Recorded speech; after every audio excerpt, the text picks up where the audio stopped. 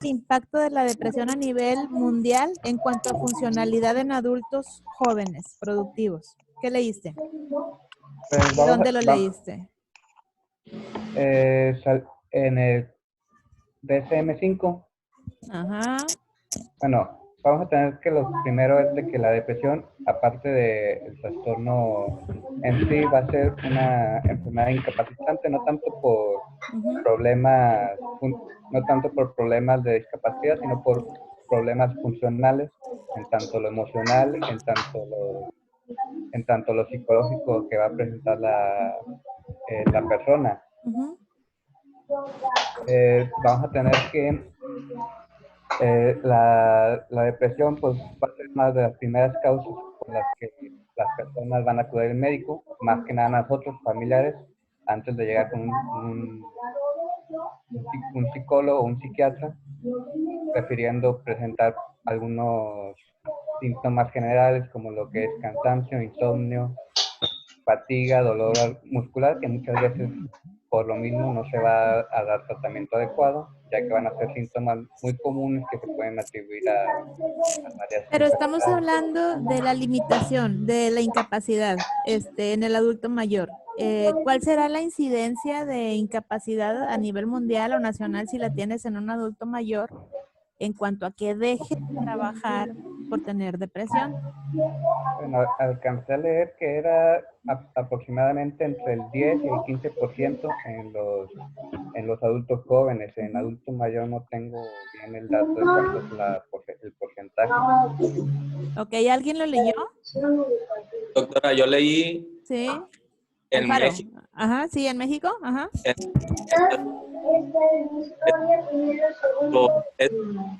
Es el primer trastorno limitante en México en mujeres, y en los hombres era el noveno de limitación, que conlleva ya sea por trastorno depresivo. Alguien tiene la tele prendida. Perdóname que te interrumpa, Alfaro. No. Yo, doctora, es que Juanito también tiene clase ahorita. Ok, disculpe. Muy bien. Ok, muy bien. Ok, sí, Alfaro, discúlpame. Continúa. Ya sea por trastorno depresivo o por depresión menstrual, creo, en mujeres. Ok. Es lo que yo leí. Bueno, okay. Doctora. Sí, Edgar. Bueno, también en la OMS hay datos de la prevalencia y estimaciones a futuro de lo que va a implicar la depresión. Menciona que, bueno, se calculaba que para el 2020, que ya estamos en este año, iba a ser la segunda causa de ausentismo laboral. Ya la OMS lo considera un problema de salud pública precisamente por eso, por el impacto tan grande que causa en la economía, y además por la importancia que tiene el hecho de que nosotros como primer nivel de atención logremos detectar y de alguna manera evidenciar al paciente de depresión, porque no es como otras enfermedades, por ejemplo la diabetes, la hipertensión, que a través de ciertas cifras podemos nosotros demostrar que el paciente está descontrolado. En la depresión, como no hay nada tangible, no hay nada que podamos nosotros evidenciar, sino más bien con las manifestaciones, es de alguna manera complicado, pero no es imposible, y por eso la OMS lo considera un problema de salud pública en el año que estamos viviendo. Ok, muy bien. Y tú mismo, Edgar, ¿cuál será la incidencia de suicidios por depresión? La incidencia, no recuerdo, doctora, la verdad exactamente, pero no era tan alta comparada porque muchos de los pacientes no son diagnosticados con depresión antes de que tengan un suicidio, o sea, no manifiestan o no se identifican a tiempo. Ok. ¿Alguien leyó algo acerca de esto? ¿El suicidio como complicación de depresión? Yo leí en el DSM-5 Ingrid, que se asociaba a una alta mortalidad por los suicidios, que es más frecuente en los hombres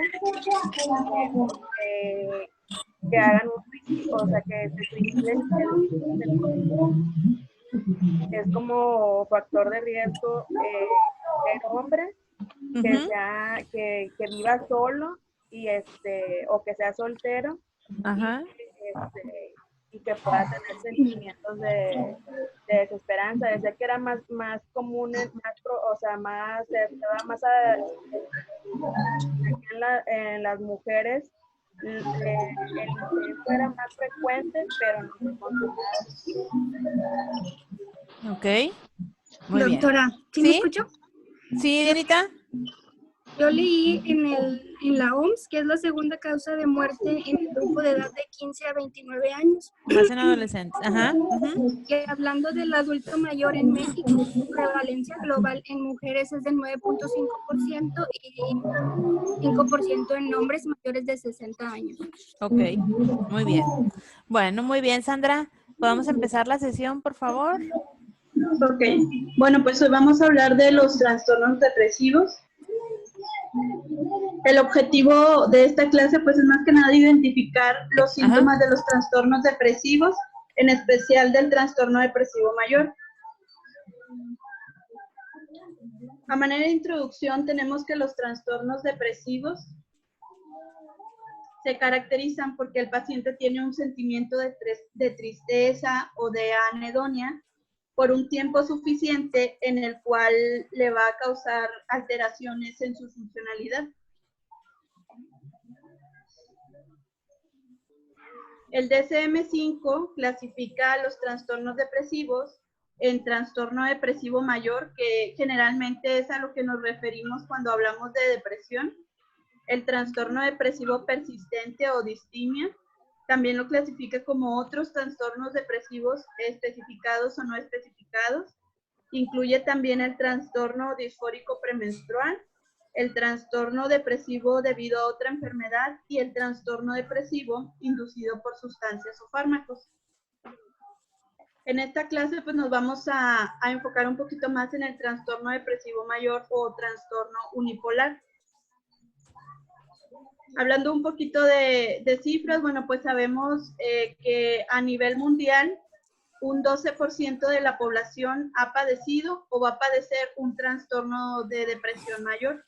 Y la Organización Mundial de la Salud lo clasifica como la 11ª causa de discapacidad y de mortalidad en el mundo. Ahora, ¿por qué es importante para el médico familiar conocer esta patología?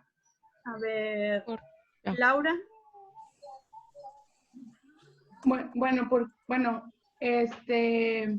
Principalmente porque vamos a ver que son pacientes que característicamente van a ir múltiples veces a consultar.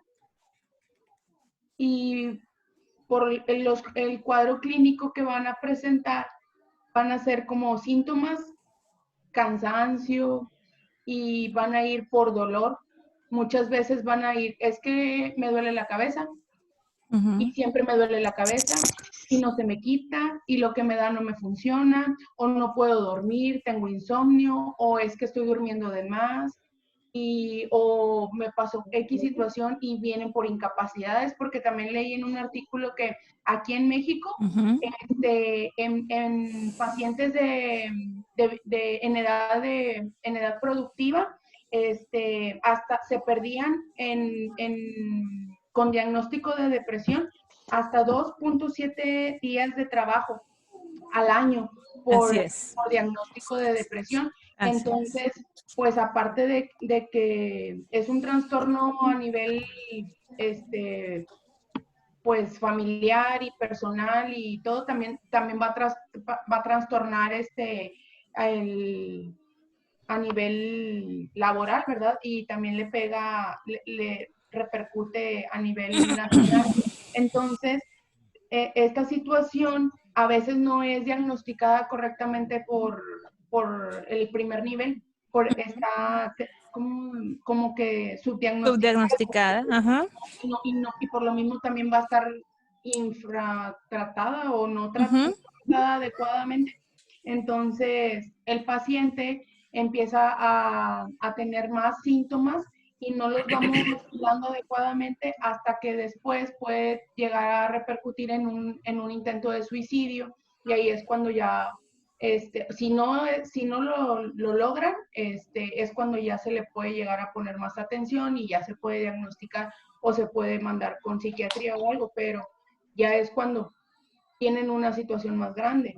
De ahí en fuera, ahorita con lo que hablaban, principalmente acuden por eso, o también veía que en otro artículo que en Estados Unidos decían que de la población adulta que iban a primer nivel, del 5 al 9% de la población, al menos la mitad no era diagnosticada de depresión por médicos de primer nivel.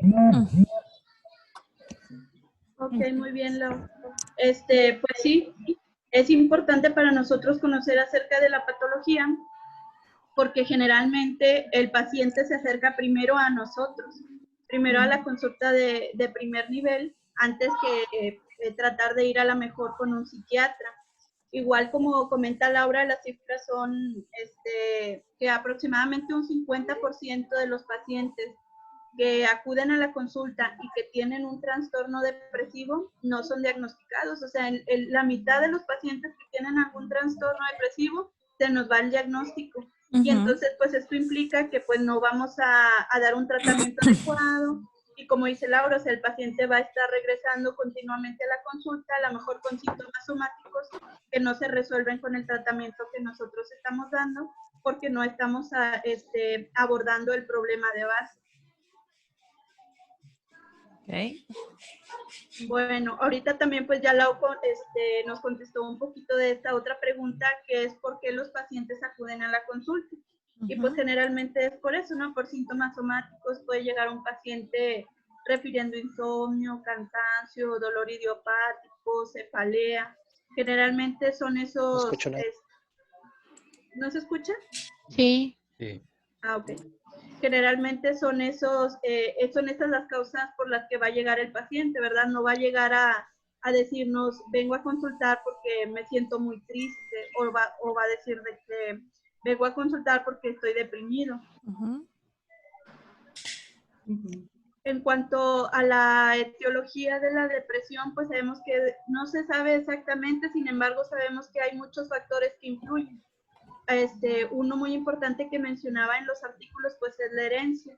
Nos dice que si nosotros tenemos un familiar de primer grado que tiene esta enfermedad, pues tenemos aproximadamente el 50% de probabilidades de que nosotros también podamos desarrollar esta patología. Intervienen también pues los neurotransmisores, serotonina, y también algo que mencionaba en muchos artículos, pues los factores psicosociales.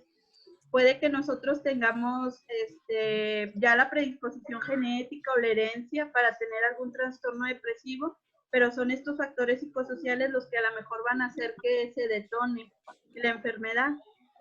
Pues por ahí puse el estrés que puede representar la presión social, a lo mejor algún evento crítico, a lo mejor la pérdida de un trabajo, problemas económicos, la pérdida de un integrante de la familia, son factores que pudieran pues detonar la enfermedad.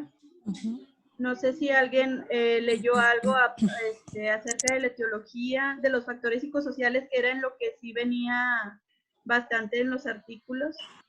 Sí, yo vi que decía que también causas, bueno, como las crisis, o sea, factores como los divorcios, separaciones, violencias intrafamiliar, abusos sexuales o abusos, no sé, entre la pareja, abandonos o accidentes que tuvieran, por ejemplo, un paciente que tuviera, no sé, una amputación de alguno de sus miembros, eso lo predispone muchísimo más a que padezca una depresión. A una situación como la que estamos viviendo ahorita, pues se va a presentar mucho, tanto en el personal de salud como en la población en general, trastornos de ansiedad y de depresión. También consumo de sustancias. Sí. Sí, y también yo leí que las personas que están solitarias o que no tienen a Así una es. persona cercana es más propensa a tener pues Este tipo de depresión. cuadro. Ujú. Me tocó Justo ahí de los leerle, factores, bueno, aquí no sé quién estaba. Y también yo vi en el área rural, vaya, el área rural, urbano o metropolitana, en el área rural también hay bastantito número de personas con depresión, pero sé que tiene menos cantidad de pacientes que están tratados. me tocó leer en la revista mexicana del Instituto del Seguro Social. Ujú. Es en el volumen 52, que fue, Ujú. perdón, el volumen 5, la publicación número 52, que se hizo un estudio sobre el ambiente de las personas que tenían trastornos depresivos. De eso se encontraron que había un predominio mucho en personas mujeres que fueran mayores de 40 años. La mayoría del estudio, bueno, perdón, todos en el estudio estaban casados, los que presentaron ese trastorno. Su nivel socioeconómico fue medio a bajo. La mayoría provenía de familias disfuncionales y en ellos había un predominio en violencia. Todos Ajá. ellos eran hijos intermedios de esas relaciones de familia y todos presentaban trastornos gastrointestinales o si no eran gastrointestinales era obesidad o también problemas con hipertensión arterial. Ok. Adelante, Sandra. Bueno, dentro de las manifestaciones clínicas que vamos a encontrar en nuestros pacientes, bueno, pues es como tal la tristeza, el sentimiento de tristeza, insomnio o hipersomnia también, pérdida del apetito. Pueden ser pacientes también que constantemente están muy irritables, pacientes que a lo mejor pueden bajar o pueden aumentar mucho de peso. Ujú. Pacientes que experimentan anedonia, a lo mejor algo que anteriormente les causaba satisfacción o interés, de repente dejan de sentir esa satisfacción o interés por esa actividad. En el caso de, aquí puse esta imagen, a lo mejor a una persona, a una mujer que le gustaba mucho ir de compras, llegó un momento en el que se sentía triste y el hecho de salir de compras pues ya no le hacía ninguna ilusión, por así decirlo. Ujú. Ya no sentía interés, ya no le causaba placer esa actividad. Así es.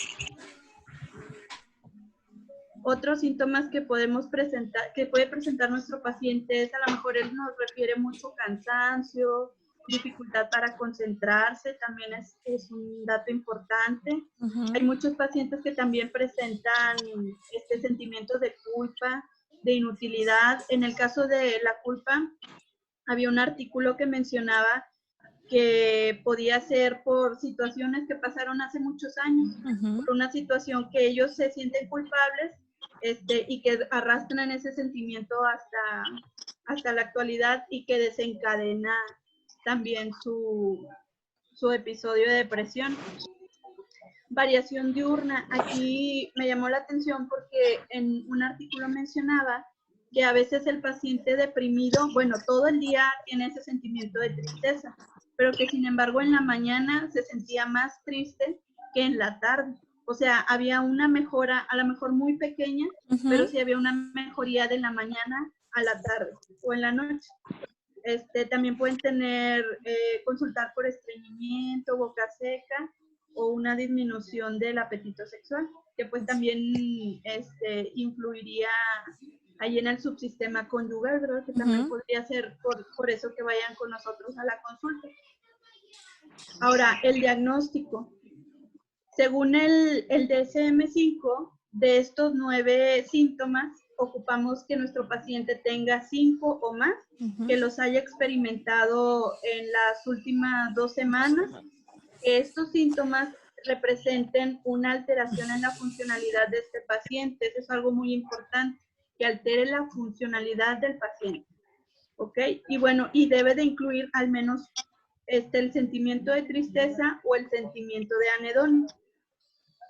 Aquí, bueno, nuestro primer síntoma pues es el estado de tristeza, el segundo hace alusión a la anedonia, el tercero es acerca de la pérdida o del aumento de peso, el cuarto ya sea insomnio o hipersomnia, el cuarto, agitación o retraso psicomotor. Ahí mencionaba que podríamos a lo mejor tener un paciente que en el trabajo pues nada más está sentado está viendo hacia un lugar fijo, que a lo mejor le preguntamos algo y nos contesta de una manera muy lenta, que no tiene agilidad mental. Ese puede ser un síntoma, pero también por el contrario, podemos tener un paciente que tiene depresión y que está muy ansioso, que está muy agitado, que está muy hiperactivo. Entonces, pues en estos síntomas sí hay que tener bastante cuidado porque puede estar tanto de un extremo como en el otro. También otro síntoma pues es la fatiga, sentimiento de inutilidad o de culpa. A lo mejor el paciente siente que pues no sirve para nada, que nada lo hace bien, etcétera. El sentimiento de culpabilidad que ya les comentaba en la diapositiva pasada. La poca capacidad para concentrarse, pues eso va a afectar, por ejemplo, si es un adolescente, pues le va a afectar porque no va a poder estudiar adecuadamente. Entonces, a lo mejor esa también podría ser pues una causa de consulta, ¿no? Que vaya con nosotros y diga, pues es que doctora, la verdad no me puedo concentrar, no sé qué es lo que me pasa, ¿verdad? Y bueno, pues ya más específicamente, pues pensamientos de muerte. No nada más puede presentar el paciente un miedo a morir, sino también puede ya estar pensando cómo hacerse daño o incluso ya haber intentado. Suicidarse, ¿verdad? Así es. Esos son más que nada los criterios del DSM-5. También menciona algunas características para que no se pueda, por así decirlo, confundir con otras patologías. Nos dice que todos estos síntomas deben de estar en el marco de que el paciente nunca ha tenido un episodio maníaco o hipomaníaco, que no ha estado consumiendo medicamentos o sustancias tóxicas, que el episodio de depresión no se explica por otra situación, por otra enfermedad, y que pues el malestar es clínicamente significativo, lo que decía. O sea, todos estos síntomas deben de, para que sea el diagnóstico, ¿verdad?, deben de repercutir en la funcionalidad del paciente. En un libro de psiquiatría, bueno, pues estaba haciendo la comparación del DSM-4 y del DSM-5. En el caso de la depresión mayor prácticamente se quedaron los mismos criterios. Los mismos criterios. Y venía una mnemotecnia que me gustó para recordar pues estos 9 síntomas. Que es: la depresión es interesante, pero implica mucho esfuerzo conseguir comprender los síntomas. Esto haciendo alusión a la D, pues del ánimo depresivo, e interesante haciendo alusión a interés, ¿verdad? Que nuestro paciente ya no va a tener interés en sus actividades, pero haciendo alusión a peso, aumento o disminución, implica haciendo alusión a insomnio, mucho a la actividad motora, conseguir de culpabilidad, comprender de concentración, y síntomas haciendo alusión al suicidio. Y pues ahí se engloban nuestros 9 síntomas. Y pues me pareció que pues sí podría ser bueno para recordarlos y hacer el diagnóstico. Y más que nada porque muchas de las ocasiones el paciente viene con síntomas aislados, ¿verdad?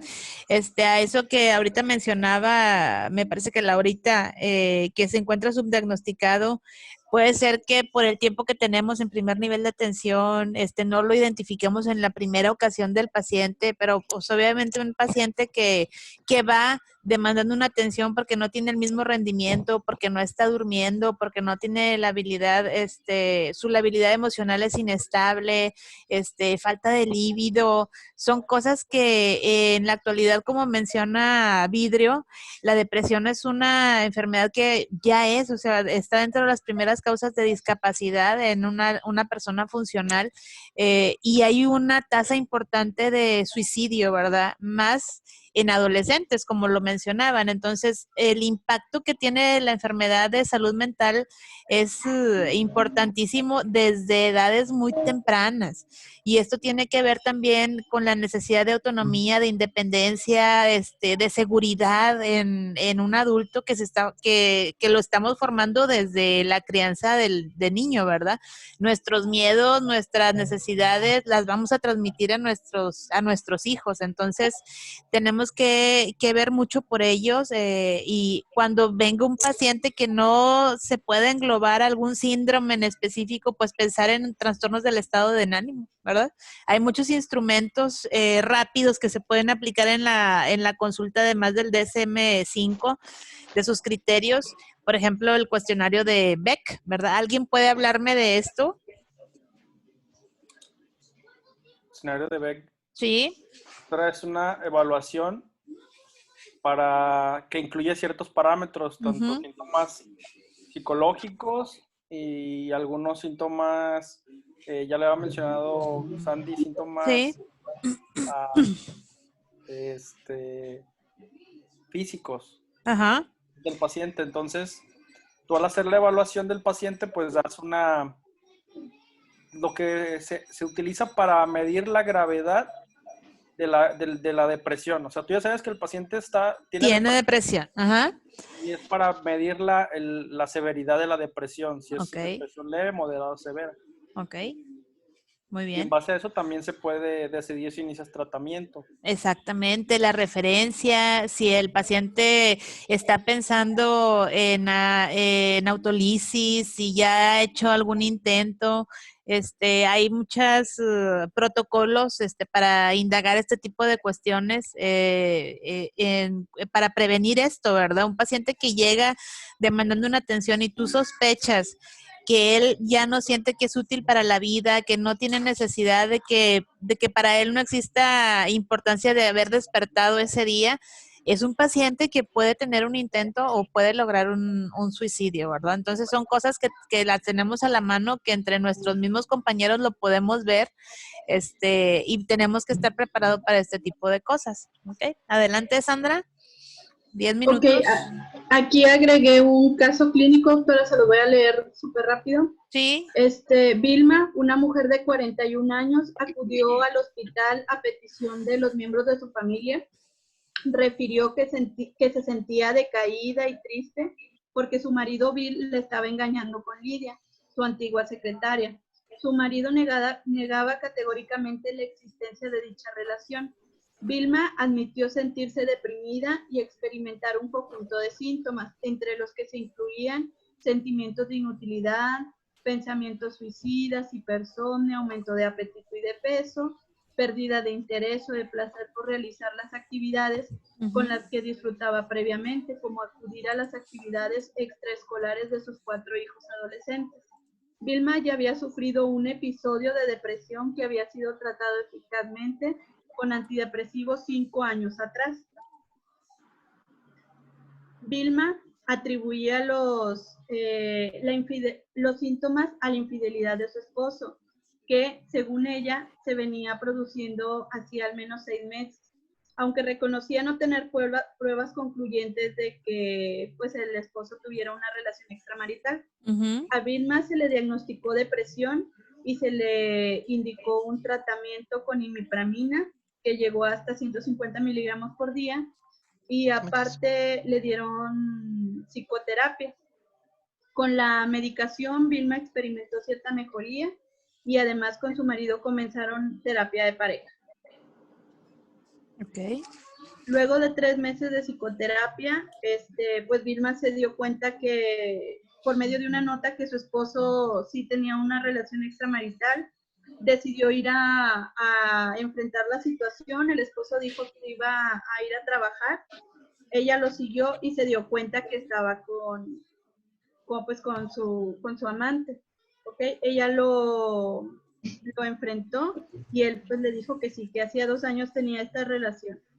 La orientación de la terapia de pareja cambió radicalmente y se pidió a Bill que aparte él tuviera una psicoterapia individual. Durante 6 meses más, y paulatina, Vilma continuó con su tratamiento durante 6 meses y terminó por aceptar la infidelidad de su marido. En este tiempo, pues tenía su tratamiento farmacológico y su psicoterapia.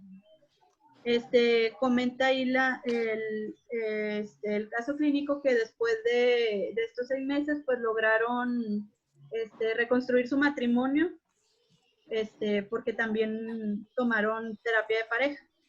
Ahora quisiera preguntarles cuáles son los síntomas que identificaron en esta paciente para que el médico tomara la decisión de hacer ese diagnóstico y de iniciar tratamiento.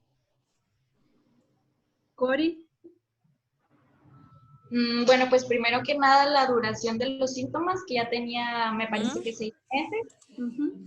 Después el sentimiento el desinterés que tenía la paciente por las cosas, los pensamientos suicidas también, que pudieran ser un estado de ánimo pues también depresivo.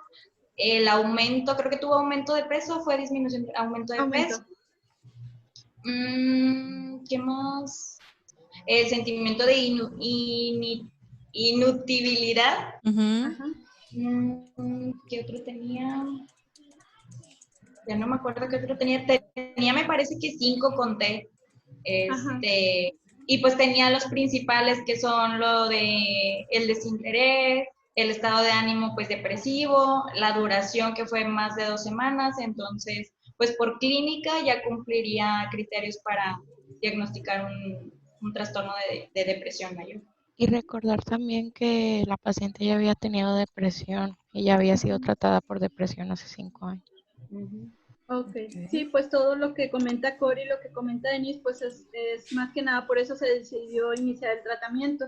Pues ya cumplió sus criterios del DSM-5, los 5 o más síntomas por el tiempo requerido. Y pues como dice Denise, tenía el antecedente que ella ya había tenido un episodio de depresión. Después de la recuperación de un episodio, la recurrencia a 2 años es del 40%. O sea, si nuestro paciente ya tuvo un episodio de depresión a 2 años, el 40% de esos pacientes puede recaer. Y si tuvo más de un episodio a 5 años, el 75% puede presentar otro episodio de depresión. Entonces, pues sí es bastante importante ese antecedente, que ella ya lo había tenido. Ajá.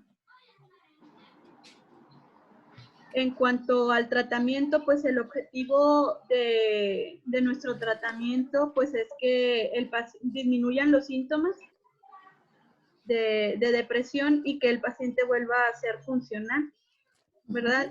Estaba viendo unos artículos en cuanto al tratamiento de psicoterapia o tratamiento farmacológico.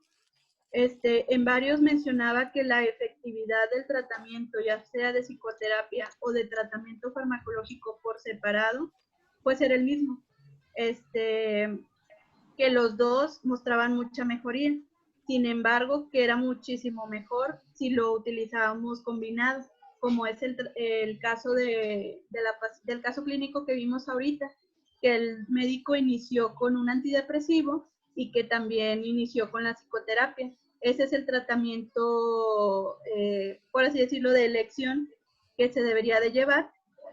Sin embargo, sí, por ejemplo, en el caso de nosotros, que nosotros tendríamos que referir a nuestro paciente con psiquiatría para que ya dejara la indicación de que por cuánto tiempo se va a continuar el medicamento y que indicara la psicoterapia. ¿Ok? Y pues dentro del tratamiento farmacológico, pues los más indicados pues son los inhibidores selectivos de la recaptura de serotonina. Pero sí me llamó mucho la atención de que la efectividad era la misma. Si decidíamos o iniciar con puro medicamento, con puros antidepresivos, o si no doy medicamento y decido iniciar con una psicoterapia, le iba a ir bien a mi paciente de igual forma. Así es. Otro trastorno que se englobaba en el DSM-5 en los trastornos depresivos, pues es el trastorno depresivo persistente. Pues el paciente está con sus síntomas depresivos por 2 años o más y no existe una remisión. Aparte, 2 de los síntomas que sería falta o exceso de apetito, insomnio o hipersomnia, baja energía o fatiga, baja autoestima, falta de concentración o sentimientos de desesperanza. Este trastorno también me pareció muy importante porque a lo mejor este paciente no va a tener, por así decirlo, pues un episodio muy... Vaya, va a llegar el momento en el que el paciente va a pensar que sentirse de esa manera es normal. Cuando no lo es. Entonces sí me pareció muy, muy interesante que lo describían aparte. Y bueno, también el trastorno disfórico premenstrual. Pues es simplemente los síntomas del síndrome premenstrual que muchas mujeres a lo mejor experimentamos o hemos experimentado, la labilidad emocional, esos cambios de humor, la ansiedad, fatiga, náuseas, insomnio. Todos estos síntomas están en el trastorno disfórico premenstrual. Sin embargo, pues aquí lo que pasa es que estos síntomas son de mayor intensidad. Nos podríamos dar cuenta de esto porque pues la paciente presenta estos síntomas y hay una alteración en la funcionalidad, o sea, es algo que realmente repercute en su vida diaria. Ok.